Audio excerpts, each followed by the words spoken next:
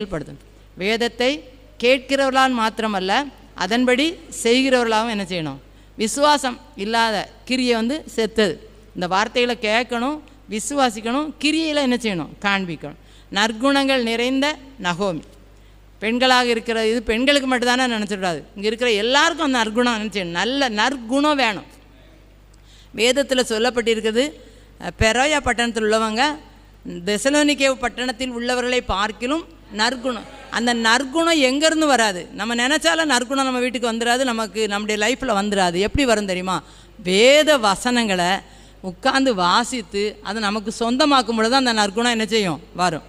உண்மையிலே இந்த நகோமி மிகவும் நெருக்கப்பட்டவ தான். சொல்லுதா, இந்த ஊருக்குள்ளே பெத்லகேமுக்குள்ளே வரும்போது அந்த மோவாப் தேசத்துக்கு பஞ்சம் பிழைக்க போயிருக்கிறாங்க. போன இடத்துல அவர் கணவர் இல்லை, 2 மகன்களும் இல்லை, 2 மருமகளும் நகோமி இருக்கிறாங்க. இருக்கும்போது